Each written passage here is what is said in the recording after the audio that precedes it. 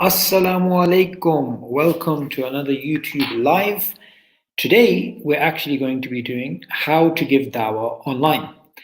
Now, this is obviously something very important right now because everybody is online and everyone should be under, lockdown at the moment. And what I wanted to do was actually not only have a discussion about how to give da'wah online, but also the different platforms, that you guys may be, using and how's it going, getting a bit of feedback from you guys. With me today is going to be Nadeem Ashraf, who should be clicking on the link and coming. Oh, there he is. Assalamu alaikum. I can't hear you. There's no sound. Did you allow your microphone? Your microphone. Did you give it permission? Can you guys hear me, by the way? Can everyone hear me? Yeah, bro. Can you hear me? Yes, I can hear you. Sorry, I put my mic on. No, it's me, bro. Okay. Change the settings. Okay, so Catch 22 said, we can hear you. Give me a shout out. Somebody wants a shout out. That's basically just saying their name, I guess. So the Atib. It's not that. Give me a shout out. Muhammad Ansar Ahmed, Jobaz, Fatma Waheed. Nice. Izrat Fatma. Nice. Quite a few of you. Hira Osman. Muhammad Al-Ghazali Iqbal ibn Taymiyyah. That's somebody's name. Somebody from Azerbaijan. Wow. Best of both worlds, eh? Ghazali and Taymiyyah. Yeah. Mazahir Aliyev. Hopefully I'm saying that right. How are you doing, Nadeem, man? Assalamu alaikum.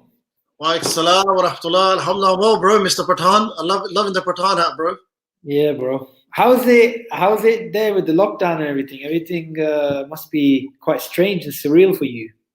Yeah, first few days, bro. But once you, recently, I could say for me personally, last few months, I've been getting into reading, studying, that kind of thing. And you're always looking for time to study, time to read, and that kind of thing. Yeah. Alhamdulillah, this has come as a good blessing. So good timing on that behalf. So for me personally, it's good. Just got to keep the kids entertained. They get bored easy, I've got a 15-year-old and 12 and a 9, so they're doing some cooking today. So that's it, really. But other than that, bro, it's just a test from Allah, isn't it? This is a test. We've got to recalibrate. We've got to rearrange our mindset and just adapt to Allah. Absolutely, and that's the believer. The believer, whatever situation they're in, they just make the best of it. Yeah. Exactly. Tomorrow you could hear some really gruesome news. You could hear that, I don't know, you have cancer or something, and Allah's given you 6 months to live. And at the end of the day, we have to make the best of what we have, And that's the thing about a believer. So, guys, firstly, this is actually more for Nadeem's benefit than you guys. You guys know how it runs. So what we're going to do today, Nadeem, is that we're going to be speaking about, of course, Dawah online, how to give Dawah online, and also we're going to be taking questions from the audience here. So I just want to do a quick introduction of Nadeem Ashraf and why I asked him to come and basically speak about this topic. So the thing is that it's important for us to understand that regardless of how difficult things are right now in terms of economically, physically, and in many psychologically for some people, what we have to keep in mind is that right now we still need to convey the message of Islam. The message of Islam is not something which we are going to, things are bad, so let's not talk about it. No, we need to talk about Islam. We need to tell people that, look, you're going through this crisis, you're going through this difficulty, but at the end of the day, this life is short, the next life is a real life. Everything that you go through in this life is so trivial compared to everything that's going to happen to you in the hereafter. Yeah. However, why I brought Nadeem to do this is because I think there were benefits to the way that the dawah was done in the 1990s, which I'm guessing for most of the audience here, you guys weren't born, right? But me and Nadeem, we're sort of, I think Nadeem, you were born in the 70s, right? Yes, bro. Late 70s, alhamdulillah. Late 70s. I'm like mid 80s. So we both lived through the 90s, right? Yeah. And we were both, So, you know, I mean, I remember the 90s very clearly. Very clearly, I remember, and even the early 2000s. So there were a lot of benefits of the Dawa in the 90s, and 90s is considered like the golden age of Dawa in the West, and even you can say the East, because the West, you know, leads the way and the East follows. That's just the way things are at the moment. So yeah, so I want you to first actually speak to Nadeem and get from him how he thinks the Dawa has changed from the 1990s to where we are. oh wow, what a question, bro. So you know, with me, I'm someone. Some people are attached to Dawa or any knowledge or any pastime. Let's say, if we were to call Dawa pastime, so there's different level of passions. Me, whatever I get involved with, I'm very passionate about. So I won't be able to speak about the 90s without a lot of passion, a lot of nostalgia, a lot of emotion. So I get very emotional because so many things have happened in between, during, and now. But I actually want to write a blog on this someday, inshallah, as well. What was happening, the dynamic of the 90s, the dynamic now, in between, that kind of thing. I think a lot of things, obviously, there's some obvious things like online wasn't as, forget online, it actually wasn't existent. I think the internet, first time I used it was 1996, IRC chat and that kind of thing. So, you know, if any nerds remember that, there was kind of a Dawa on there, but that was, I remember we used to go on, the brothers used to go in it and they just turned into banter and laugh. So there wasn't much, and it was just insulting and that kind of thing. So that was 96, but I saw the Dawa from 94 to 96, which is Dawa still, street Dawa. So there was no online. So the positive was that, you know, there wasn't much of an ego issue, because now there's, you know, likes and followers and your ego and I'm the best and look at me, amazing. That, you could say that was a time when you were relatively safe. And a lot of the brothers that I hung around with, my mentors, who I learned deen from and Dawa from, it was always be hidden. Be hidden, do the work, but be hidden. You don't have, not everyone has to be a speaker. Not everyone has to go out. You can do the things behind the scenes. So everybody was rushing behind the scenes, and there was a reluctance to be, you know, have that. There were videos, but there was a reluctance to speak on a podium or have videos. So there was that reluctance. Now, this is the big glaring difference. There's no reluctance. It's the complete opposite. The algorithm is, look at me, you know, follow me and watch my channel. Yeah, there is, of course, there's marketing and it's allowed, alhamdulillah. So far, the Sharia has allowed us marketing, you know. There's no fatwa against that, subhanAllah. But other than that, we should have that reluctance that, you know, okay, if I'm going live, there should be a reluctance. Let's just check our intention. Let's check ikhlas. So there was that, big of that, bro. There was a lot of hidden things. I do want to give one example. There's a people from Pakistan, like Brother Taha, example. We all know, mashallah, from Youth Club. I remember, you know, he's a very talented speaker, but even when 4 or 5 years ago he was talented, but I remember I used to say to him, why don't you speak? Why don't you make videos? He goes, bro, I'm worried about my intention, about my niyyah, about my ikhlas. So he's worked at it, and even now there's a reluctance, you know? So I mean, there's many differences. That's one thing I can remember, bro, that fear of being known. And, you know, this is something in our history as well, in the Salaf. But yeah, that's one difference. Other things, I think there was a more, I think now, then you could work in a team more. There's a lot of focus on team, commitment, working together. There are teams now, but I think everybody wants to be solo. Although they are in a team, but they like to go silo and be solo, subhanAllah. That's what's happening at the moment. So there's a lot more commitment, a lot more respect for the Amir, Jama'ah, you know, uniformity, that kind of thing. So there's other things as well, but these are two things that come to mind, bro. Differences. There's a lot of other things. No, definitely, definitely. And you know, I was thinking about something that you were saying, that when I look back at the du'at of the 90s, they were really substantial. You know, so their contribution was substantial, and they were team players, and it was all for Allah. And there wasn't this thing about, oh, I want to be popular, I want to do this, I want to do that. And okay, if the camera's rolling, I'll hand out a few flyers, I'll give dawah. If it's not, I'm not. And literally putting every single one of your deeds online, which is sadly the way, because we live in a pop culture where you just need to be like, if you're popular, then you think you're important. Yeah. And sadly, when people turn to Islam, they automatically think, well, if I'm getting more popular, it means Allah's happy with me. If I'm getting more popular, I'm a social influencer. When you really have to think that, you know, are you really doing it for Allah, right? And being popular is not the goal. Being popular is irrelevant, to be honest, because you could be very productive and no one knows you. In fact, Nadeem, as you know, we have a Dawah table in Leicester Square in central London. And the main guy at the stall, I'm not going to say his name, he is one of the key brothers who is the facilitator of Dawah in London. Everybody knows him. The guy, he gets his van full of books. He goes to like different places, fills up his van, and then he, goes with the stall. Then he goes to other places to do the stall. And this brother, he refuses to come on camera. He refuses to take pictures. And nothing probably. No Facebook, no Twitter. Nothing, bro, nothing. You know, and I remember when some of the brothers, they were giving out flyers and taking pictures. He just came and he said, brothers, you know, focus on the dawah, yeah? The pictures later. We don't need this. He's so focused. He wants the ajr, yeah? He doesn't want this. And I think that's extremely important.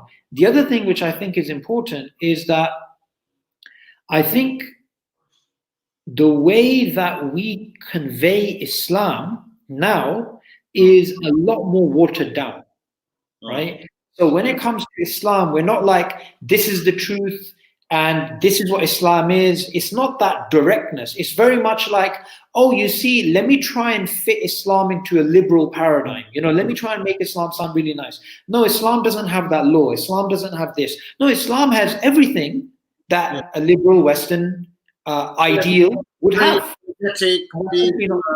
Saying sorry about Islam, almost being sorry as a Muslim and defensive. Yeah, I get what you're saying, bro. 100%. Yeah, absolutely. The other thing I wanted to ask you, Nadeem bhai, is that when it comes to sincerity, which you touched upon, how do you see the link between sincerity and success in Dawah? Success in terms of results. What do you think is the link between these two? I think, look, bro, everyone has a different philosophy, different style. My style, which I've learned from my mentors, some of the shuyukh that when I tend to spend time in Islamabad, is that the more hidden you are, the more you will be promoted. Some people may not understand this, and a lot of people have actually aggressively asked, you know, in my inbox, said, "Brother, what do you mean by that? You're confusing me." And I sometimes do that in a way to confuse them, so they can, you know, provoke them to ask a question. The thing is, look, if you study the Salaf, their lives, the pious predecessors, for example, Bukhari and all the other scholars that contribute to Islamic civilization, you will see, if you look at their biography stories, they did a lot of work to hide their work, right? They left a massive legacy, but there's so many stories about them hiding their work. It's their students, it's their peers, their colleagues, they're the one that shared it, subhanAllah. You know, they're the one that wrote it or shared it or let other people know about it. But what their own policy was, they always kept hidden. So you need to work hard and do it. The more sincere it is for the sake of Allah. Everyone has different ways of making their work sincere for the sake of Allah. Everyone can work differently. Maybe someone needs to take a few minutes out, you know, just do a dhikr, do a dua. Maybe someone needs to watch, whatever. The thing is, the more hidden, the more ikhlas you have in this, the more the angels, the malaika, they will share your work. And it's so easy. So I personally, subhanAllah, may Allah forgive me for sharing this, but I'm doing it for the sake of inspiration. Those who know me in the Dawah training groups and we work together, I only rarely share my own stuff. I do the work, the blogs and everything. And then when it's needed, where it's needed, it will be shared, inshallah. I'm not too fussed about, okay, how many likes have I got there? Every day I'm checking, only 2 likes, only 2 people read it. No, subhanAllah. Yeah. Whoever needs it, whoever read it, will get it. And the rest is up to Allah to share this. Yeah. If, for example, if it's shared a lot, that means more reward for me. not more views. So there's a difference between views and reward. So for example, if someone sees my video, let's say I make a video, and there's, I don't know, 20 likes and 20 comments, we should not look at 20 comments. We should look at, inshallah, on the day of judgment, that's 20 rewards, 20 hasanat from me. Yeah. That's the way we should be looking at it. And definitely also another way we can put it, bro, is that you may get only one person viewing it, but that may change their life. Yeah, subhanAllah. Exactly. There's a brother who, I've forgotten his name, completely forgotten his name, but there's an English revert brother who came to Speaker's Corner and he gave a talk about Islam to non-Muslims, right? And he's a very eloquent brother. He's giving a very powerful speech. And he explains that he was just a normal person at home, and just, he had a Muslim neighbor, and the Muslim neighbor was an old Pakistani lady, right? Oh. And she just asked him one day a question that he'd never thought about. She was very direct. She said, you know, have you read the Quran? And that question just got him thinking, like, you know, it was just like a segue. It was just one thing led to another. And then he started reading the Quran, reflecting upon it. And then he actually became Muslim. Now, the thing which is powerful about this brother is that auntie, she just did a little bit. She just did one, you know, she just facilitated the conversation. He's the one who put in the effort. And then he went to Regent's Park Mosque. He took his shahada there. And then he just goes around, gives dawah. That one woman, she probably has no idea that this guy, not only does he give dawah, even his video of giving dawah is on YouTube and people are watching it. There's so many things happening from that woman's conversation. And you know, Allah knows best, but maybe she had such a pure heart that one small action, right, it changed someone's life. And I've seen this time and time again, that people who have the deepest meaningful relationship with Allah, according to what we can see, they have the biggest impact. So the brother who I just told you about, the brother from central London who does the Dawah stall there, a non-Muslim woman, she came up to him and she stopped at the stall because she said that, I don't remember the exact words, but she said to that brother, and this is when Jerry was there, you know, our Jerry from our era, right? Yeah, very Irish. Yeah. He told me about this incident because he was there. She said, he's always there, mashallah. Yeah, he's very hardworking in the Dawah. So she said to him something like, you know, I see in your eyes that there's peace. Wow. And you know what's profound about him, yeah? What's profound about him is I met a Pakistani brother who he owns a shop around Leicester Square. You know where we give the dawah? He owns a shop around. I know who you're referring to, yeah, that brother. So that brother, he was completely non-practicing, right? He's completely away from the deen. He's just into dunya, right? He had his business and he was just doing that stuff, but he wasn't happy with his life. So one day he happened to walk past the stall. So even though he was a Muslim culturally by name, he didn't really have the practices of Islam. So he went up to the brother, accidentally I was about to say his name, and he basically said to him that, you know, I'm not really at peace, you know. So that brother just gave him one nasiha there and then, and he just said to him something like, you need to reconnect with Allah, something. Based on that conversation, he changed his life. And now they store the dawah material in his shop. And that brother, he comes from his shop and he meets the brothers at the stall and he buys them coffee and he buys them drink, and you know, he's always he even helped us out. We had the Mercy to Mankind campaign. We had that famous pavilion that we call it. I don't know if he's on it. He knows that the graph we went behind that, right? Because there's only wooden planks and everything, right? So he actually came out and helped us out, and we got a fine. One of the wardens fined our ticket because the van was parked there, and this brother paid for it, mashallah. So I know the brother, he's a very nice brother, beautiful brother, mashallah. Okay, so we got a really good question from Rini7, which is, most people try to win a conversation rather than convey the message. So true. That obviously is linked to the talk that you gave earlier today to Fast University students about winning the hearts, not the argument. But could you answer that, please? Yeah, so I mean, this is an issue wherever it's derived from, whether it's watching other videos, watching other du'at. We think that the Dawah is all just debates and argumentation. There is a place for that. But in my opinion, everyone has different styles. In my particular style, I'm less a debater. I'm more of a conversation, connect with the person, heart to heart, have a chit chat, coffee, pizza, whatever. That's me. And I think these are much more profound conversations and much more longer lasting relationships. So a lot of brothers think that I need to learn all the arguments for the existence of God, all the rational arguments for oneness of God, and how to prove that the Quran is a linguistic miracle and the Prophet Muhammad, why is he found a messenger? How can I break down atheism? People think that I need to know all this, and then whoever I come across, I need to refute them, I need to destroy them, I need to finish them off. There's a lot of that going on, and some brothers, they thrive on this. There's a place for that. I believe a very small place, yeah, at times, or have it as a backup, as a tool knowledge. Most of your conversation has to be connect with them, have a conversation with them. Anything from Islam, we believe is wahi, is divine revelation. Literally, you can have a conversation about anything about Islam and it might inspire them. We think it's an irrational argument. I want to give you a quick example of that. In my own town of Crawley, where I am now, and this is so, since we spoke about the 90s, we referenced the 90s, and might as well give you a story from the 90s, right? So I think this is probably 1994 or something, a year into me starting practicing Islam. We had no training. There was no IR training or anything there. The only training we got was Ahmad Didat's VHS videos and combat kit and all that kind of stuff. But even that was only for Christians. So there's one particular guy, I remember the brothers at the store, he used to come every week for weeks and months.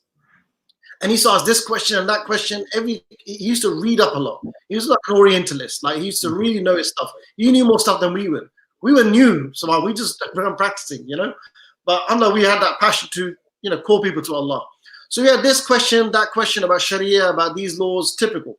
Yeah. And there was a lot of argumentations and debates. What happened after many months, the brothers were getting a bit tired. They said, look, is this guy serious? Does he really want to accept Islam? Whatever. In the end, I remember one day what happened was we used to do the stall. It was time for Asr. The brother was engaging with him, said, look, can you hold? We got to pray now. It's time for our prayer. So the guy goes, okay, fine. They prayed Salah. He came back to him. And the guy goes, you know what? I'm ready to accept Islam. And he took a shahada there and then. Subhanallah. And the brother goes, hold on. Why now all of a sudden? He goes, like all these months debating and arguing, you were head, you know, trying, you know, stretch your eyes out. And now you, after just watching his prayer, he goes, yeah, I loved what I did. Something struck me out, the way you guys prayed in uniformity, and the fact that you left this conversation to go and speak to someone else, i.e. your creator. So that hit him, and that his fitrah was uncovered, alhamdulillah. So that's an example of many that have a connection. You know, it could be anything from Islam. It could be the way we greet people. It could be anything about Islam. So it's not always rational arguments. Yeah, no, definitely. And I think this is something that you were mentioning earlier in your talk, earlier on today. And we definitely need to get into that, because one of the byproducts of the debates that happen in Speaker's Corner, the debates that happen formally, is that the average Muslim thinks you need to have so much knowledge in order to give dawah. When we have to understand that the brothers who are there at Speaker's Corner or in formal debates, they're dealing with a very tough audience, and they're dealing with these very abstract ideas, and they have to address those ideologies. But when you're talking to a person one-to-one, you really need to have basic understanding. You don't need to have all this philosophy and science and all this, you know, you don't need to be Ahmadiyya, essentially. Yeah, people, I think really they take the example of Speaker's Corner. Not only do they try and learn all the arguments, but they actually try and copy the style as well. Yeah. And everyone has a different personality. Everyone has a different, everybody's trying to probably copy Sabur. So when Sabur is discussing evolution with some Darwinian evolution guy in Speaker's Corner, everyone's going to copy you, maybe the way you say certain words, the way you stand, maybe. So that's what's happening. We're becoming copycats, where we don't need copycats. Just be yourself. If you're someone with a lot of banter, as you know me, I like to have banter. I'm a very chill guy, a very informal guy. I like to have a good conversation with someone. I will speak my mind. And then afterwards, the question will come, okay, so why do you believe in the creator? Yeah. And then when there's a connection, and now that question comes, why do you believe in God? Why do you believe in one God? Now the person was willing to listen because there's a connection now. Before there's no connection, there's no, it's whatever if they ask a question, and no matter how how many arguments you have reference from booklets and books and volumes and professors. He is just going to say, whatever, what about this? Whatever, what about this? Because there's no connection. Yeah, definitely. So I just want to answer a quick question here, because I think this is important. Sister Maryam, who's from Kazakhstan, and she's been commenting previously as well. She's basically talking about giving dawah in a state where it's punishable to give dawah. So I want you to answer this, because this is very important. Do not give dawah, right? If you're in a state, in a country where it's forbidden, then it's not that, oh yeah, it's an obligation and we need to do it. No, you're in a particular position, and the obligation is on a group amongst the Muslims, right? That's who the obligation is upon. So do not take risks like that, because there are countries in the world where even putting up a Facebook message or speaking to somebody about Islam, I'm not sure what Kazakhstan's like, but it can get you into serious trouble. Now, Nadeem, one of the things which is related to this, and SC Dawah's here, mashallah, rahmatullah, Nuruz. There's quite a few brothers, mashallah, joining us. So somebody asked a question here, which I thought was quite linked to, well, I'll repeat the question anyway. The question was to do with how much knowledge do you need to have before you can actually give dawah? Something like this, with atheists and Christians and this type of thing. This is obviously linked to what we were saying. Look, I think we have a standard, mashallah, that the Prophet ﷺ gave us in the famous hadith, the prophetic tradition in Bukhari, which is convey even if you know one verse. And of course, the scholars have this condition that as long as you know the verse. So, for example, you can even give dawah if you know that, the Surah Ikhlas, Qul huwallahu ahad, say that God is one. Just share that with every single human being, that's it. Because you've understood it, it's very easy to understand, it's intuitive. So we have that. But there's a lot of brothers and sisters who have this misconception. Again, maybe because they've been watching Speaker's Corner, amazing experienced du'at that have been there for many years. Maybe they watch debates of Hamza with professors and atheist professors. Maybe they've seen all these books and they think, okay, I need to read all this to give dawah. Remember, we are calling people to Allah. That's what we're calling to. We are calling people to Allah, that He is one and He deserves all glory, praise, and worship. That's what we're calling to.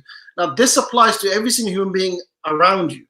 And I'm always arguing, because alhamdulillah, I'm in a situation, again, this is a very privileged situation. I always say it's a privilege to be in this, in the scene of dawah. I'm involved with dawah to Muslims and non-Muslims. And the way I look at it sometimes, because I've spent time in Pakistan, the universities, I've spent time in the UK, and I've been to other countries just as you have, bro. And what I'm seeing is there's almost like a level playing field. Everyone is away from Allah. The Muslim youth and the non-Muslims, they are away. They don't understand Allah. They don't understand His essence. They're not worshipping as He deserves to be. So what we need to do is engage in dawah to every single person. So, for example, if there's a youth, a young person, a family member, a cousin, and this is a good time to connect with families now, he is not praying salah. You just saying to them, how's it going? If you pray salah, you'll feel good. Not why you're not praying salah, not that way, but explain how you feel you're praying salah, or explain why you decided to start praying, because a lot of us, we were not practicing. Share your story with them. That's giving dawah to them. At the same time, let's say you have someone online, and again, there's many people who are asking questions online everywhere. You just got to be out there. You got to go to the right pages and the right comments and read the comments, and people will ask questions. So why do you do this? And why do Muslims? So you just answering, okay, we do this because of falafla reason. Why do you pray to God? Why do you believe there's only one God? If you know the answer, give the answer. That's your knowledge. The thing is, when it comes to knowledge as well, nobody can say that, what? I'll tell you what, Nadeem, and actually one brother actually said this a long time ago. He goes, you know what? Give me another 9 years and I'm ready to give dawah. So I remember I answered, I said, look, okay, can you give me the exact date, time, and day when you say, got it? It doesn't happen. It doesn't happen. Nobody can say, on a date, on Sunday, September the 9th, about 9:21 p.m., I'm going to be ready. Brothers and sisters, knowledge is ongoing. You get whatever you learn, you share. That's what I discussed earlier with the brothers and sisters of fast. You learn, you share. You learn, you share. That's what you need to do. It could be tafsir, it could be a philosophy of science, it could be something spiritual. Keep on sharing. We're not sharing enough. We're not sharing. So just share as you can. That's what you need to do. You do, and you know, just as an example, Imam Shafi, one of the giants. Okay, so let me just stop you there because I want to take some questions as well. Because obviously, all of this is going to be related to the questions. But one of the mistakes that I made in my previous lives was not enough interaction. So I'm trying to avoid that. So what's the best way to give dawah in a country where Muslims are minorities and they're going through religious persecutions? I'm assuming it's not the type of persecutions that we just spoke about, which are like state sanctioned, where people are like put in jail or killed for practicing Islam. I'm assuming it's just a safe environment, but you have Islamophobia. What would your recommendations be in a place like that, Nadeem? So I know the sister, she's asking questions. She's speaking from India. So I think countries like India, one tip I've given, which it grew from those campuses in Pakistan where you can't do lectures and events. In Pakistan, you have different universities. Maybe they're a bit open now. You've experienced it. But there's still a lot of universities where you can't have open Islamic lectures, life and that kind of. What I did with those brothers, this is advice, and this may be applied to a place like India, is that look, what Muslims need to do, we need to be outgoing. We need to have an outgoing nature, right? The more outgoing, we need to actually be not just friendly, but we need to be friendly greedy. Make as many friends as possible, online, offline. Always be greedy for friends, even to the reputation where someone says this person's always looking for friends. Like, what is he? People are greedy for money. This Muslim wants it. The point being is when you have a lot of friends, they are people. Let's say you're a non-Muslim. Let's say in India, when you get together over coffee or lunch or whatever, you're going to discuss something. You're not going to sit there and have lunch and just no. You know, you're going to talk about something. It could be cricket, it could be whatever. What you can do, the experienced du'a, what you can do is now and again just throw a question in there. You know, so it's a very subtle, indirect dawah. You could ask a question. Do you know, I was reading something or I was watching something the other day and about the universe, and I was wondering, can this like cosmos, this galaxy, can it come by itself? What do you guys think? What you've done there, you've sparked a dawah conversation.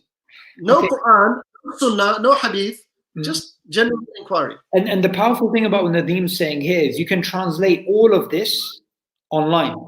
Now, Sister Zikra Shokat, she's asked how to share Islam using social media. So firstly, I'm going to assume this isn't a... obviously, we know that we, amongst our family and friends, we just share stuff, you know, Islamic posts. This question is basically what the whole live stream is about. So before Nadeem Bhai gives his answer, I just wanted to put something here. The example that Nadeem Bhai just gave, where you're having a conversation, right, with your friends or family or whatever, and then in it, you just drop in the question. You just drop in the question. This is the exact sort of thing you can do in social media. So for example, in IERA, we have a brother from Mexico whose name is Rafael, right? So he is our outreach specialist in Mexico. Now, the thing which was interesting about him is that a lot of people nowadays, they're doing the same thing that he was doing back then, is that you play video games online and you interact with people from all over the world. So there may be someone from Saudi Arabia and you're playing Call of Duty with somebody else somewhere else. Now, some people think that, oh, in order for me to give dawah, I need to have wudu, I need to be wearing my hat, I need to be, you know, doing afkar. No, these are people playing video games. So this guy, Rafael, he happened to see the star and the crescent on some of the countries that he was interacting with and playing video games with. And then he just inquired, like, what is this? So he asked somebody, and then the other person said, oh, this is basically Muslim countries, and you know, we're Muslims and whatnot. And then he got a copy of the Quran in Spanish, then he read it, then he became Muslim. And now, today, with social media, and you guys know this better than us, like me and Nadeem, we're dinosaurs, right? We're like from the 80s and 70s. You guys know there are websites like, there's social media platforms like Discord, right? Like TikTok, like, you know, all these other ones. TikTok less so, but Discord in particular, where people are playing video games with each other, right? Yeah. And you can actually discuss, you can do things. One of the things which I've previously said, which I'm going to say again about online dawah, make up a Twitter account which is not your standard account, right? So that, you're not showing off, you're just doing something.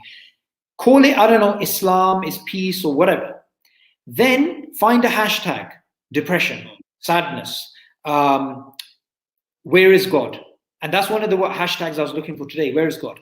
Then when you find people talking about it, copy, take a picture of, like a meme, not meme, but, a Quranic verse with some pictures or something, share it. And I've been doing this, right? And I've noticed people start retweeting. People start asking, what does this mean? One of the ones which I share, which I can't, I don't think I can put into the thing here. But anyways, it's the standard verse, in the remembrance of God do hearts find peace. Yeah. Wow. So social media is such a powerful platform to interact with non-Muslims in a way. When you're speaking to a non-Muslim in face-to-face, you have so much worry and anxiety because you're like, oh, how they get, I'm not dawah trained, I don't know how to give dawah, I don't know what I'm going to do. But online, literally, if they ask you a question that you don't know, you can Google it. You can find the answer. Yeah. You can be a lot more, blunt about it. So anyway, Nadeem bhai, over to you. How would you give dawah to non-Muslims using? Bro, what you said is brilliant, perfect. That's how it is. And I was also checking for answers. In fact, mashallah, Rudolph, who's very active online, is very active sharer, mashallah. He does that. He goes on Twitter. He's very active on Twitter, and he's always sharing. Look, this is trending, or that's trending. So even I was looking for a word like feeling lost. What happens now? Because a lot of people are thinking doomsday, especially with this new coronavirus, COVID-19. People are thinking, what's going to happen? Literally, because as we said earlier, scientists don't have an answer at the moment. Yeah. So who are they going to turn to? Who are they going to call? As we say. So this is an opportunity now, where we can look for these hashtags, look for these buzzwords, and now, subhanAllah, whatever Islam says, like you gave an example, verily in the remembrance of Allah do hearts find peace. And there's many ayahs and many hadith, and people will actually look forward to this. The other thing is, it's actually before this mindset. The mindset should be, as I always look at it, is people are looking for answers. They may give the impression they're not interested, online or offline. A lot of people, they play hard to get, as I see it. They give the impression that they're apathy, I'm happy with my life, but truly it isn't the case. They're actually waiting for someone to approach them, waiting for someone to spark the conversation. And that's what we need to do. We're all online now, subhanAllah. Yeah, and just related to what you said, brother Basalat from Karachi, he's a good friend.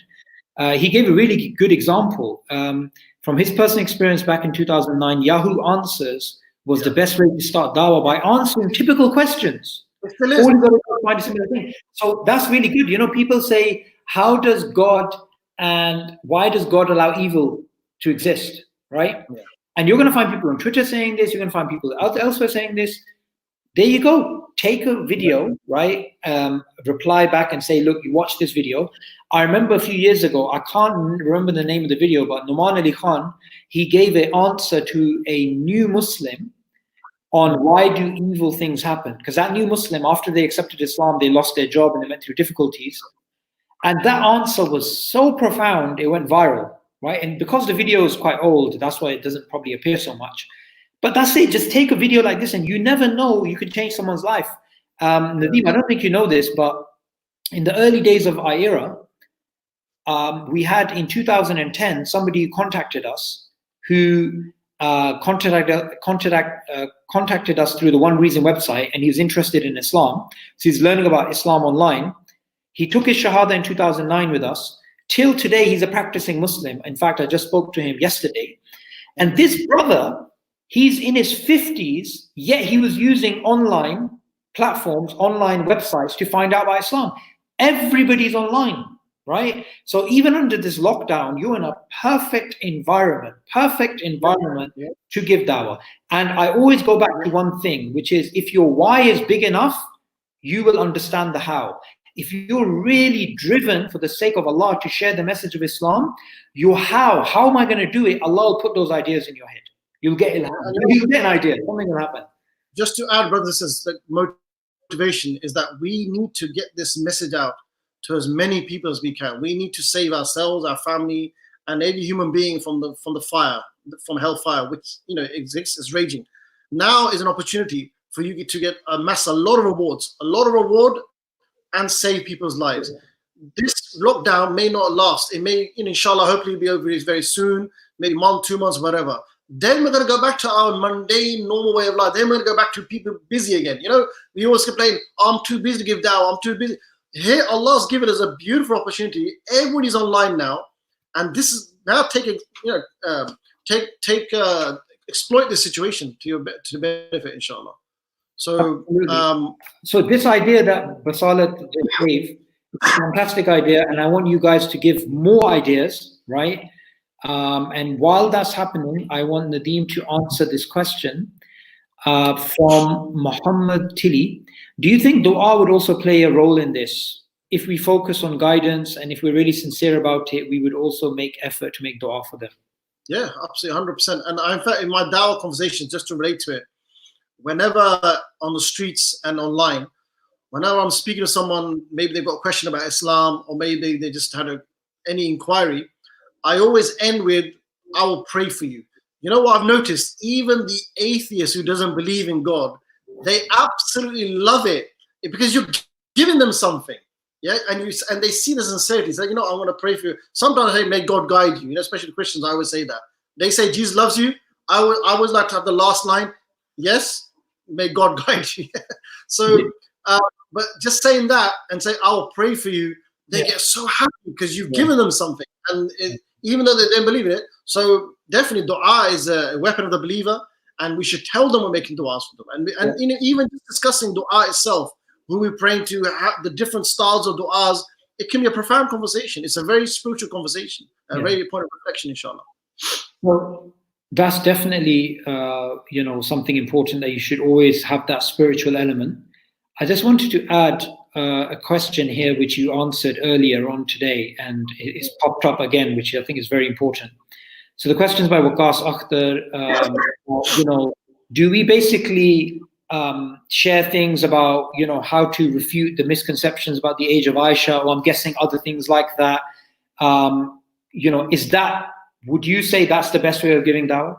No, I wouldn't personally. I believe that the dawah, as I said to you earlier, as defined clearly, is to call to Allah, not to the laws of Islam. We are calling to Allah, not to fiqh of Islam, which is a beautiful part of our deen. That comes later. What we need to do, every human being, they don't need to know the answers of why and hows of the marriage of Aisha, or why this law or that law of Islam. What they need to know is, should I recognize the Creator, His existence, His divinity? Should I know that He is one in His nature? Should I worship Him? And does He deserve worship? That is the discussion we need to get to. That's the research that non-Muslims need to go to. If you discuss this, misconceptions about Islam, in my opinion, it's not as fruitful as you're discussing about Allah's existence and His oneness and deserve worship. That's Absolutely. And sometimes what we call misconceptions are not misconceptions. Yeah. So when someone says, isn't it true that in Islam you have this law, right? Whatever that law is.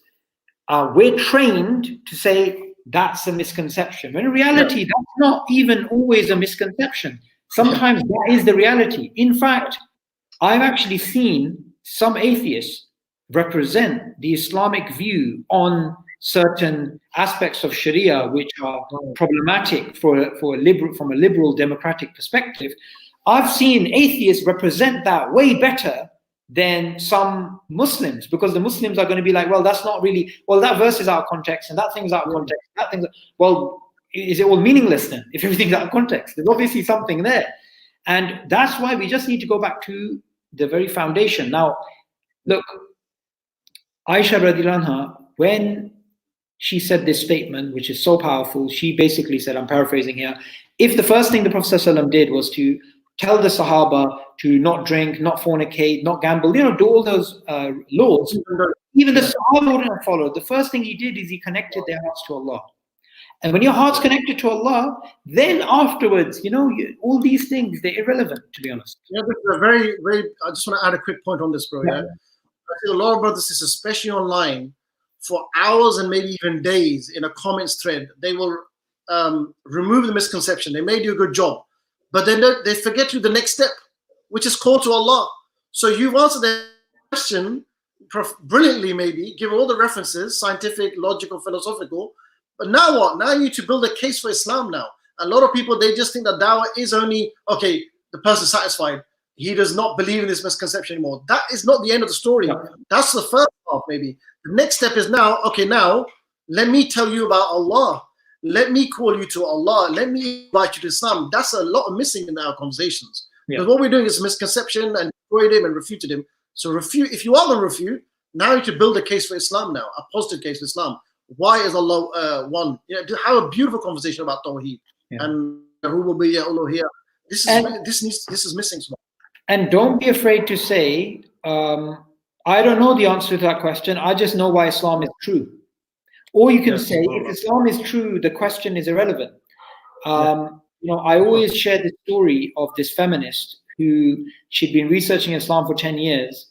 And she used to come to the stall and she used to ask questions. And in the end, I just asked her, why do you become Muslim? And I asked her, do you believe in God? She said, yes. I said, do you believe in the Prophet, peace be upon him? And she said, yes. This is somebody who listens to Mufti Menk, listens to Nouman Ali Khan, who's been researching Islam for 10 years. She knew more about the seerah than some Muslims. So when I asked her, what's the problem? Because you believe in God, you believe in the Prophet, what's the problem? She said, there's things in the Quran about women, or the things in Islam about women, which I, as a feminist, I find very hard to reconcile with feminism, essentially. I said to her, look, I've been Muslim 30 years. There's certain things in the Quran I don't understand. All I know is why it's true. It's irrelevant whether you understand it or not. What's relevant is you understand it's true. Because if it's true, then Allah knows the picture, you know the pixel. And alhamdulillah, she accepted Islam. And so I didn't give her any new information. I just tried to rearrange the conceptual framework, the conceptual architecture in her brain. I was basically telling her, look, forget it. Forget trying to think, I don't understand why Islam has this law. Ask the question, is Islam true? If it's true, follow it. Khalas. It's as simple as that. This is why a lot of people, they're like, well, I don't want to give dawah because I don't know how to answer this particular question. Who cares? You just need to show them why Islam is true, right? And Islam is such a thing that even if somebody doesn't have logical reasons for why it's true, even spiritually trying to practice it, even as a non-Muslim, even as a person who's doubtful about God or does not believe in God, even if they make a sincere dua, supplication for guidance, Allah will guide them. And I've met people who, as atheists or agnostics, they called upon God and then they received guidance. They actually started to become believers in God after that. I know personally you did that. Yeah, subhanAllah. No, actually, bro, just one more point on that as well, is a lot of people have this fear of making mistakes. I can understand that. But the thing is, don't let that stop you from getting the reward, because the reward aspect is there. There's nothing wrong with saying, I don't know. I don't know can actually be as profound as well, because it shows you humility. You're a human being. You're not an encyclopedia. You know, not everyone's a scholar. You're just an everyday human being, and you're also trying to learn. And if the other person's sincere, you can say to them, look, I don't know, but I can ask those who do know, and I'll email you later or get back to you. They'll respect that. And in fact, they'll see that this person is not making it up. In this day and age, a lot of people, in fact, just the other day, subhanAllah, 3-4 days ago, a sister who's got doubts, shubahat, may Allah guide her. Not crazy, but she's, you know, in between. She's from France. She said that all the brothers, I'm not trying to praise myself here, may Allah forgive me, but she said, all the people I've consulted, and she's let me scholar, because you always say, I don't know. And that's why I keep coming back to you, because you say, I don't know, subhanAllah. Because I said, I don't know the answer. If I know, I'll give it to you. But the ones I don't know, let me ask others who do know, who specialize in a certain area. She's always got a technical question, and I'll come back to her. So people remember this. People remember this when you saying, I don't know, subhanAllah. So that's absolutely true. And look, you don't want to make mistakes in the dawah. And here's how you cannot make mistakes. Don't talk about what you don't know. Simple. Yeah. Now, if somebody says to you a particular question that you do know about, give the answer. So people think it's rocket science. People think it's quantum mechanics. It's not. Talk about what you know. Don't talk about what you don't know. Khalas. Okay, brother, tasneem he said something which I thought was quite powerful. This is something I do myself because it can't fail. Share one verse from the Quran or the prophetic hadith on your Facebook account daily. I don't do it on Facebook, but I do on other platforms. It's simple. Non-Muslims. If anybody wants to be more creative, I could probably add things like, maybe ask a question. So you share the hadith and just ask a caption, call to action. What do you guys think of this? Because you might have all sorts. Like on my Facebook and my Instagram, I've actually allowed to add everybody and anyone. I've literally got all sorts of people, non-Muslims, Muslims of different levels, different sects, different opinions, crazy opinions. I've got everyone because my point is to give dawah. And I always try and post with a view of provoking a discussion. I'm always into comments. It's all about engagement for me, just like this live here. So always ask the question, what do you think of this verse? The other thing you could do is maybe just a small tip as well, especially if you've got a lot of non-Muslims, is rather than, so you can have an ayah of the Quran talking about the universe or even hadith about human nature, whatever, rather than saying the Prophet Muhammad said this or Bukhari, just add the text itself and just then say, what do you think? And the people guess, oh, that's really interesting. Just a quick example, a long time ago when I used to work with UNICEF, I shared something about the Prophet Muhammad hadith about anger management. So, the hadith says that if you get angry, if you're standing, sit down. If not, lie down. If not, do wudu. So I paraphrased it because somebody said, oh, I'm always angry. So I shared something on text. We had a forum. I just said, somebody said, that's it. And I read the whole hadith without Bukhari, without Prophet Muhammad, without Sallallahu anything. And they said, that is so profound. That is so, who said that? I said, Prophet Muhammad, an Arabian prophet. And they're like, what? He said that? Because if you say Quran, Allah straight away, they're going to go, oh, Quran, another ayah, another hadith. But if you just give the text and create discussion, then in the comments you can say, that was Prophet Muhammad, by the way. Yeah.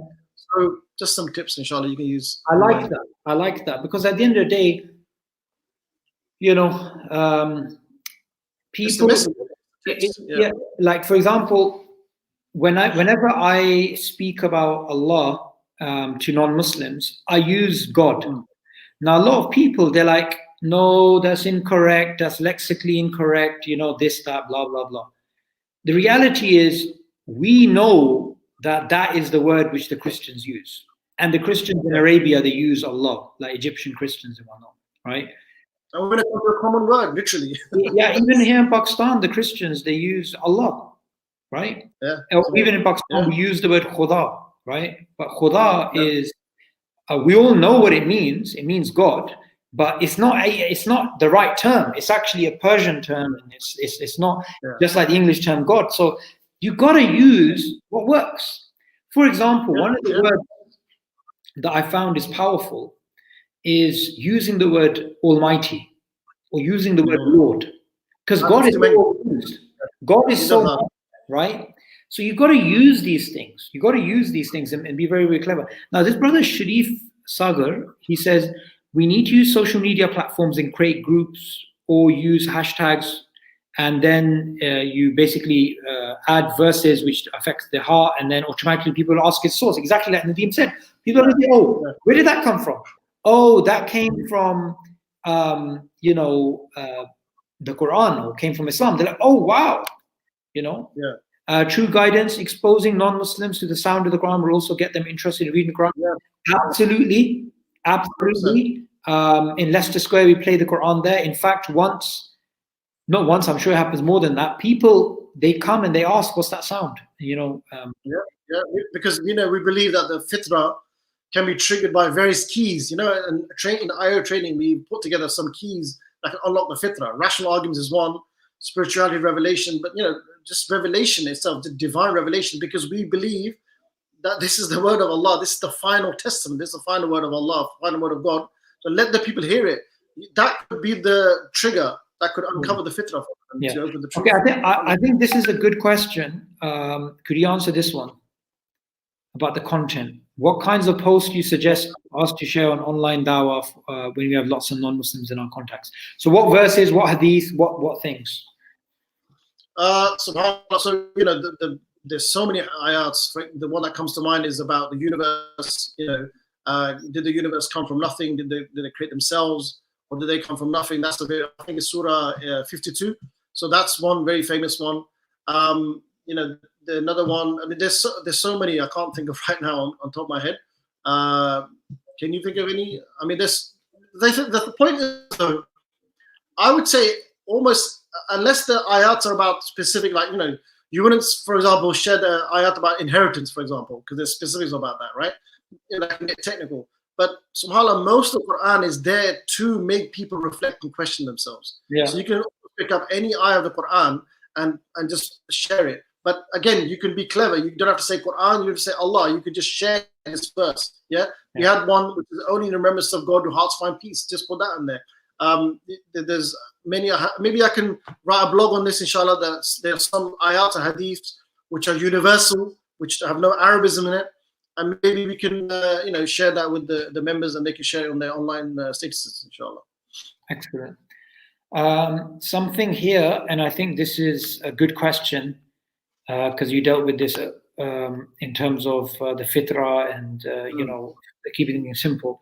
So one of the brothers, Waqas, is asking about contemporary ideology, secularism, liberalism, feminism,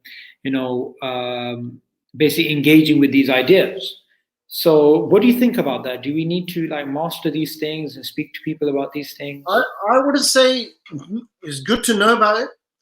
Every brother or sister has different interest level. Everyone has a different learning level. I would not see myself, for example, I would not say I'm advanced knowing about secularism and liberalism and feminism and atheism, but I feel I have sufficient knowledge that's doing okay for my dawah. You don't have, some people think, again, this is almost linked in probably with how much knowledge should you have. Like, okay, I'm going to do a 3-year degree and a master's in liberalism, and then I want to go out and speak about it. You just need to have just basic stuff about it, basic principles. That's more than enough. More than that, again, not everybody. Again, we're trying to box people in that every single non-Muslim is either a liberal or an atheist or a feminist. There are many flavors of human beings out there. There's a million different flavors. There's a million different ways of thinking. What we need to do is, until we get to know them, open question: how are you? How's it going? What do you like? Hobbies, interests. Once you connect with them, then you can see, okay, this person has got the liberal bug. Then if you have the knowledge, then you can say, okay, let me break down liberalism. Or what do you think? This is my view of liberalism. Yeah. And then you can go through the different, feminism, the first wave, the second wave, the third wave. What do you think of this? Again, it's the language you use, not saying, this is rubbish. What do you think? This is my view on this. This is what feminism says about women. This is what Islam says about men. What do you think? Do you feel like this is far more profound, far more beautiful, far more all-rounded?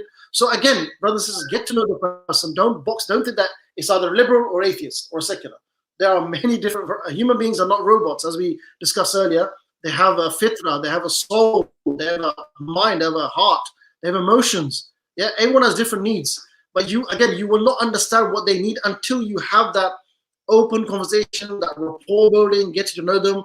I think this is missing hugely in the Dawah. We are becoming so, especially online now, all we're going to have is just words and letters interacting with each other. No, we're using words and letters online, but really behind is our hearts. So heart to heart, the heart needs to connect via letters. So don't make it academic and dry. Make it emotional. Make it personal, inshallah.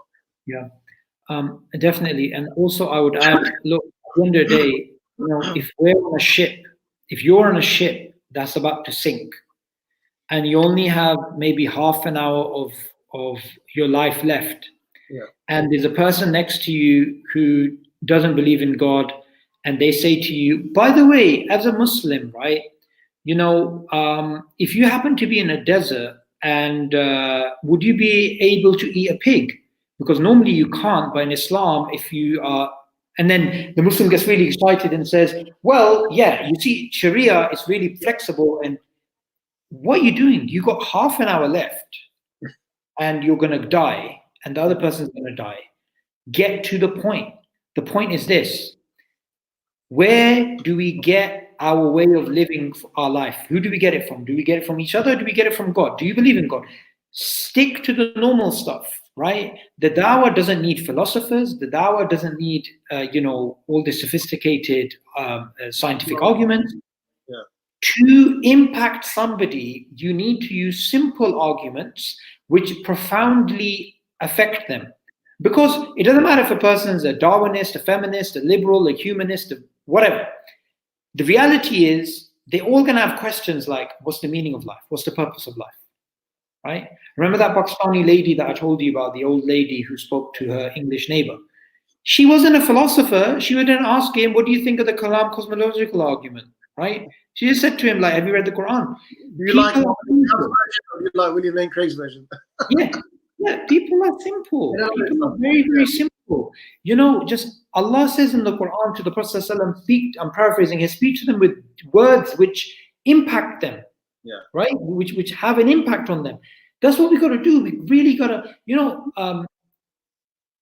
I am actually seriously reconsidering our narratives as du'at, because I'm starting to think that we have we've lost touch with the simplicity of the dawah, right? Wow. Look, somebody that accepts Islam, go back and ask them why they accepted Islam, and come back to me if they tell you it's because of Kalam cosmological argument, because of Muhammad Hijaz's video on liberalism, because of somebody else's video on evolution. No. It was just something very simple, something to do with the purpose of life, something to do with the meaning of life. Even university professors, right? There's a famous atheist professor who became a believer in God. He didn't become a Muslim. His name is Anthony Flew. Now, when he came to believe in God, it was based on something very simple. It wasn't some crazy philosophical argument. So keep things simple, be sincere, be spiritual, and Allah will use you for His deen, right? Be yourself. Be yourself. People become all formal. They think that if I'm speaking to an academic, I need to become academic. If someone's really serious, I need to be serious. No, be yourself. Have your own. People want to see your personality. Don't be fake. A lot of people become fake. Again, this is somebody mentioned Sheikh Ahmed Didat, and you know, mashallah, amazing legend. We all owe him a lot, and you know, may Allah grant him Jannah, and Dr. Zakir Naik, amazing work. But the thing is, a lot of brothers, especially from Asian subcontinent, they're copying exactly, not just the way they're talking, but almost to the point, the accent and the way they dress and the way they stand. Yeah. Be yourself. If you wear jeans, for example, they wear a tie and a shirt and blazer, wear your jeans and t-shirt. Alhamdulillah, you know, no problem. Sabu's got a Pathan hat on. I'm sure if he had a debate, he'd wear the Pathan hat there. You know, he's being himself. It's a cold day in Islamabad, he's wearing it. So I've got my denim jacket. So, you know, be yourself. You don't have to always. A lot of people want to be fake, but people want to see people. Non-Muslims want to see Muslims being genuine. They got this misconception that Muslims are very serious, boring. They're in the little cave somewhere and then they creep out on the stall. No, they want to see that we're everyday people. We love our coffee. You know, we've got our creature comforts. You know, we love our football and so on. So yeah, absolutely. And like I said before about and what Nadeem has reiterated about just using who you are as a person. So for example, if you happen to be a gamer on one of these platforms like Discord, or you're playing Call of Duty, which I know a lot of the young male teenagers here are, right? You know, you're talking to people now and again, you know, you have a name, which, you know, you have your code name, something like Islam, whatever. You never know where a dawah conversation can begin. It doesn't need to begin with you having wudu, wearing a hat. Yeah, it doesn't need that. Yeah, no. You could be in a complete different situation. Yeah, football, which Nadeem mentioned, right? That it's something which is a bit of a religion for people. So you know, there's people discussing things on football things. Now for sisters, there's a lot of discussion, right, on like there's separate YouTube communities of women who are speaking about homeschooling, which my missus actually is really into. And you find a lot of people interacting there. And also there's other things that women talk about. Join those groups, the sisters want to give dawah, and then just, you know, now and again put in things. And, you know, there's so many avenues. Wallahi, you know, all it really requires is this. Be sincere. Ask Allah to use you for His deen. And Allah will put the ideas in your head, and Allah will put barakah in your work.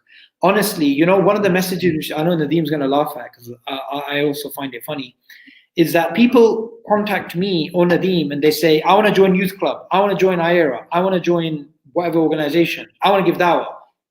You don't need to join an organization to give dawah, right? Just give dawah. It doesn't require a diploma, doesn't require anything. Yeah. In fact, the Dawah doesn't need organizations. The Dawah doesn't need anything. Yeah. The Dawah has been happening for hundreds and hundreds of years all across the world. People have been giving Dawah. So yeah, it's helpful sometimes being around people who have experience, but it's not necessary. No. Just use what you have. So anyway, we had a long session, lots and lots of comments, and a lot of very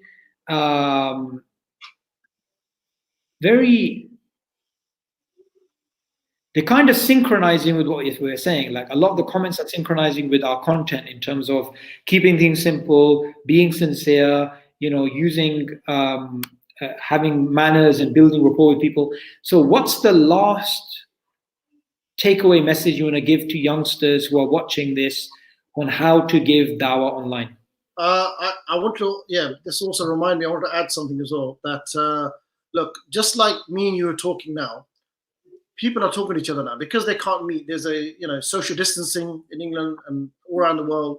You can't physically meet. So what people are meeting virtually online.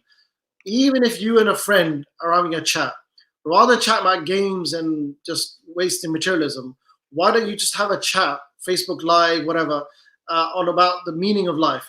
Pose this question, make it natural, and then you'll see that people who are on your Facebook now, because they're online as well now.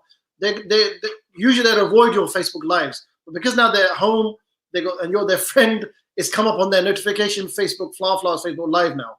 This could apply to a non-practicing youth in Pakistan. It could apply to a non-Muslim sitting in Mexico, in California, in Australia, whatever. Everybody's online now. You're their friends. So wherever, if you have a conversation with your friend, casual conversation, just like me and Samur are having, they'll get curious. They'll ask the question. They go, oh yeah, you know what? Because now they got time to think. Because there's so much games and movies you can do, so much Netflix you can do. At some point, they're going to get fed up and bored. Now they're going to be forced to ask the questions about the bigger questions. Yeah. Where do I come from? What's the purpose of life? What's the kind of life? So I would say, brothers and sisters who are Instagram, do more Instagram live sessions with each other. Do more Facebook lives. Do YouTube lives if you can. And watch the comments. Keep an eye on the comments. Somewhere along the line, non-Muslim will come on, because everything's open media. Anybody can join in. Darwin Delusions this is a channel. There could be a non-Muslim watching this now, and if there is a non-Muslim watching this, we invite you to Islam. Think about the purpose of life. By all means, you will not be judged for any question. You can ask any question of the sun, no matter how weird. We won't get offended. Some of our Muslim brothers, they get passionate. We won't be offended. Seriously, any questions you got about Islam, ask. We will not be offended. You will not be judged. And if we have the answer, we'll give it to you. But think about the purpose of life. Think about death is something which even if we don't want to think about, we are forced to think about it, subhanAllah. That one subject, the taboo subject. So yeah, do live sessions with each other and watch the comments, and you never know. Inshallah, take it from there. Absolutely. I think, it's so simple and everybody can do it. And I really, truly think that this lockdown, and I've been saying this previously in the live sessions as well, it's a great opportunity to increase in our good deeds, and we have to. And during times like this is the perfect time to do Tawbah as well, collective forgiveness, asking for forgiveness and doing afkar. And remember, the most important thing is Allah is pure, and Allah accepts pure deeds.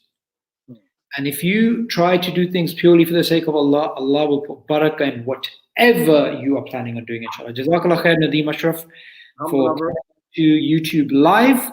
And you can follow Nadeem Ashraf on Facebook. I'm going to put the link to his Facebook in the description for anybody who wants to continue the conversation. He's always online, and he always is a lot more better at responding to people than I am, so you're gonna have a lot more chance to interact with him. You improved, mashallah, recently. Oh, really? Okay. Yeah. That's shocking, bro. Let's see how long it lasts. Yes, it lasts as long as the lockdown. Yeah. Okay, bro. Salam alaikum. Okay, right. Salam wa rahmatullah. Take care, bro.